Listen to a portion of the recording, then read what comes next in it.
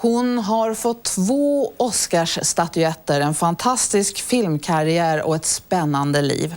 Men when you grow up feeling that you're not lovable, that you're not good enough, you can't get your parents to sort of love you. So I grew up feeling that in order, and especially my father, I wanted my father to love me, and to get him to love me, I had to be perfect. And of course, nobody's perfect. We're not meant to be perfect. God is perfect. We're supposed to be complete. But as a little girl, and then as I grew up, you know, I had to be perfect, whatever the man wanted me to be. And of course, did you want to be perfect, or did other people want you to be perfect? For all I know, other people thought I was perfect. I don't know, but that doesn't really matter what other people thought. It was me. I just assumed that I needed to be perfect. And it wasn't just that I had to be very, very thin. It was that I couldn't be my whole self. And when you are trying to be perfect, then you'll leave yourself outside. And you become disembodied, and you become empty, and then you try to fill the emptiness with, for me it was food.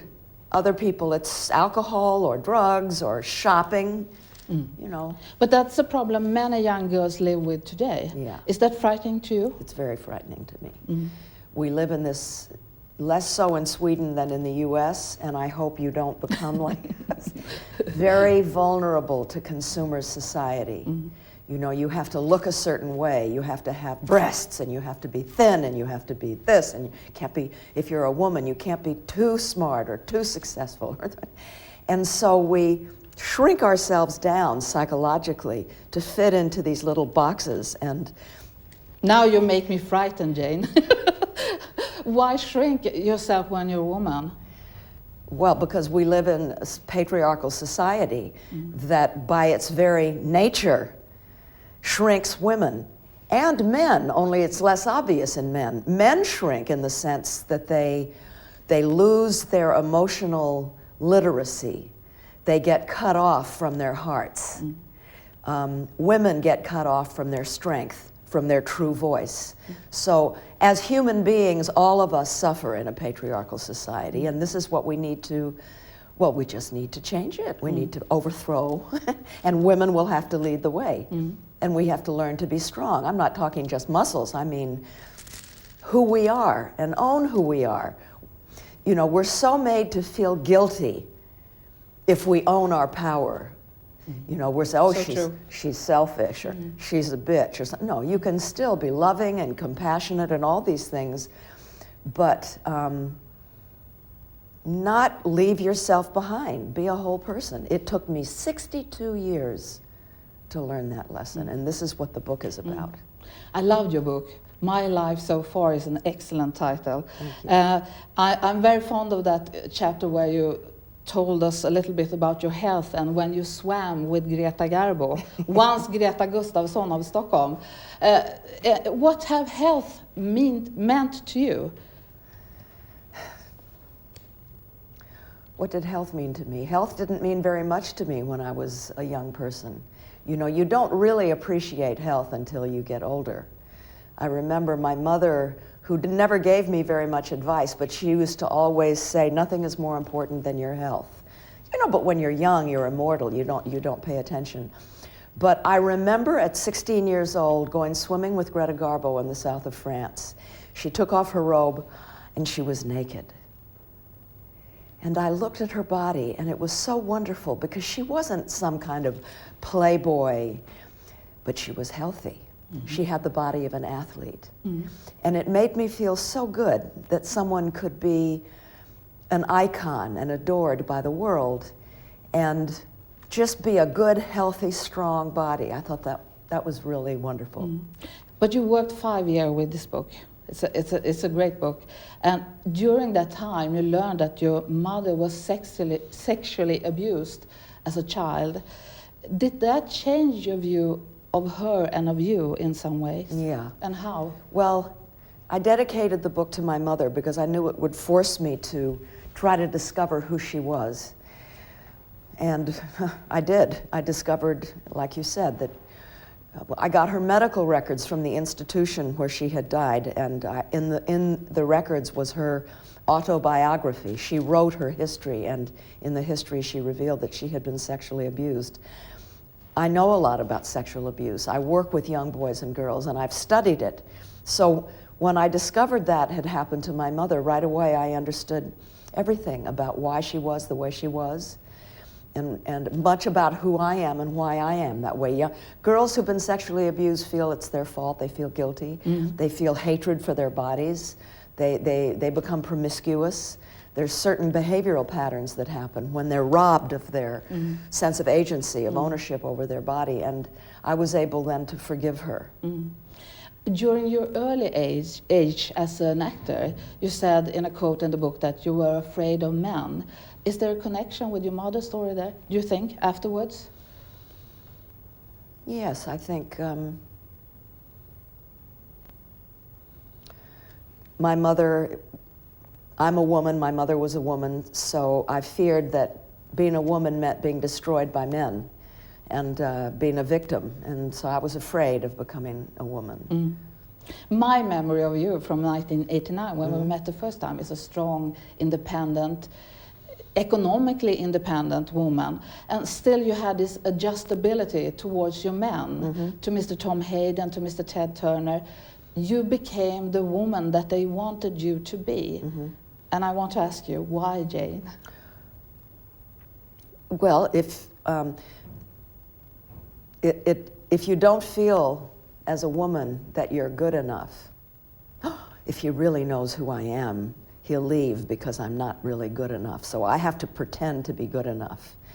Now, a woman can be all those things you said, very successful professionally or socially, politically, independent financially, but it's behind the doors of her personal life. In the relationships, that's where it shows up.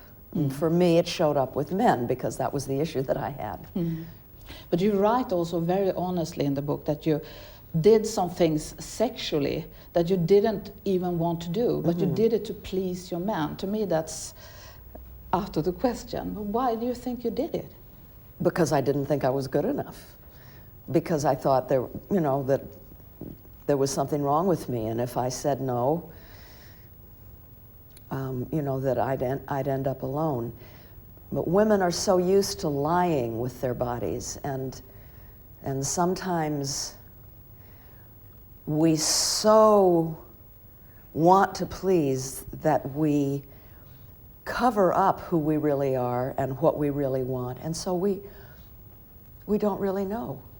In Sweden, we have a very famous group called Ainbus, and they're writing in one song, "A woman is never so free as she is in the age of 12."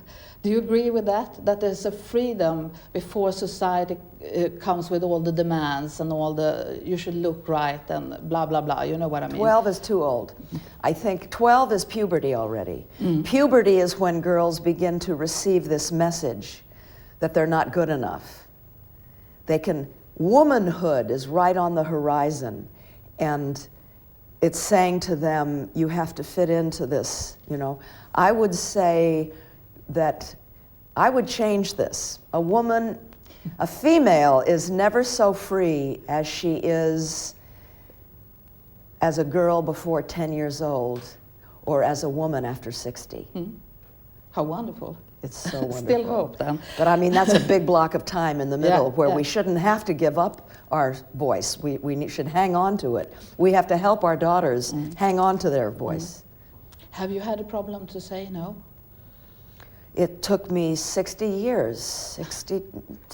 years to discover that no is a whole sentence. So true, so true. En härligt fantastisk 68-årig tjej som det var en glädje att möta, Jane Fonda. Du får träffa henne mer alldeles strax här i Fråga Doktorn. Especially when they reach, adolescence. They need an adult to be there to say, I see you. I see you. You are worthy of being seen and heard. Is that what you lack in your own life? That's what I used to lack in my own life. It's what many young people lack in their life.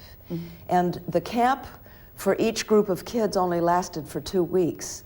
But those 2 weeks of being seen and heard by loving adults would change them for the whole year. I saw lives change. I also learned 24% of our children, of our girls, had been sexually abused. I learned how widespread sexual abuse is among girls. I learned that it's important to help young boys redefine masculinity so that being a man isn't about beating up somebody and being a macho tough guy, that it's also being emotional and sensitive and those qualities that are associated with women. Men have them too. And when men try to exorcise them out of them, it does damage to the men's soul. Today you work with something called GCAP. This is a tough one for a Swede. Georgian Campaign for Adolescent Pregnancy Prevention. This is to help young women not to get pregnant. Yes, and it must seem very weird to you in Sweden, because in Sweden, issues of sexuality and how to keep from having a baby that you're not ready to have or that you don't want, this is considered issues of public health. Yes. Health. Yes. Thank God. Yeah. So you have advertisements for contraceptive, for condoms, and people talk about it. And even though your young people have just as much sex, AIDS is way lower, abortion is lower, unwanted pregnancy is lower.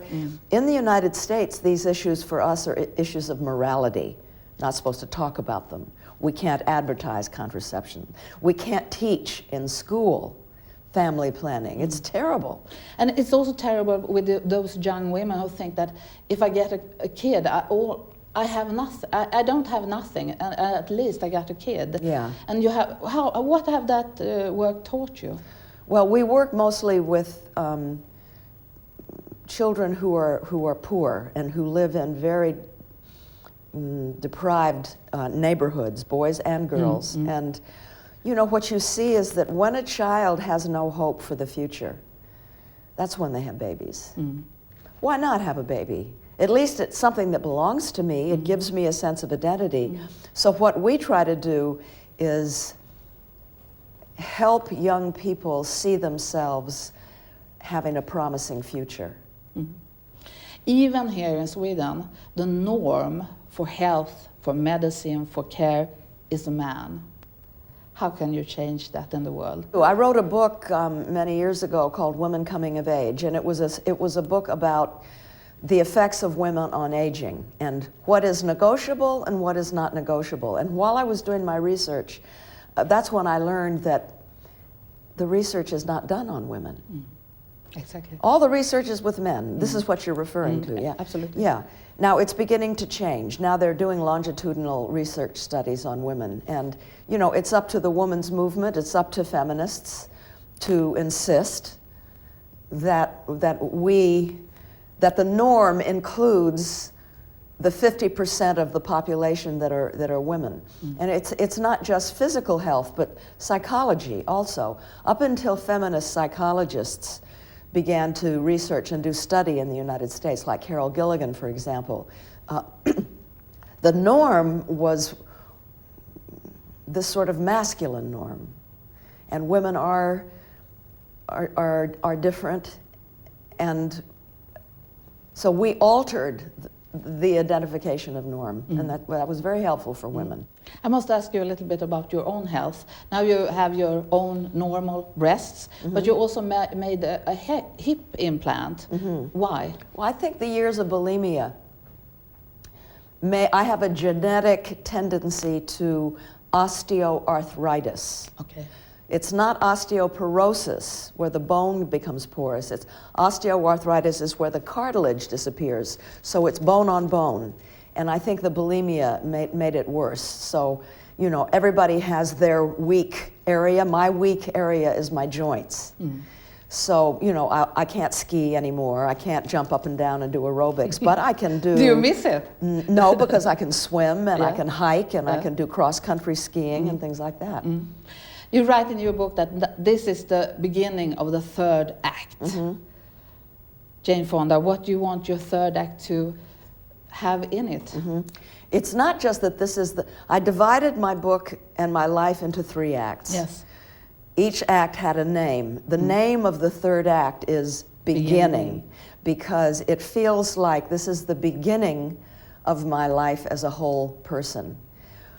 What it will bring, I don't know, because I don't plan way in advance. I do know, however, that I am making a real effort to live this last act of my life very intentionally. You know, being very present in it. But you are a role model for women, and today you are a mother and a grandmother. Is it more fun to be a grandmother? Well, for me, because I wasn't such a good parent, and having grandchildren, it's like being given a second chance. You're older, you're wiser, and you know better how to do it. And so it's a real pleasure. It's a joy. This is the beginning of your new life, and we hope this will bring you luck. Oh. So this is the symbol of Sweden, a dalahäst. This is a horse. It's pink because I've heard that you have a pink hallway in your home in Atlanta. You do your homework. Yes, You've done thank a you. lot of research.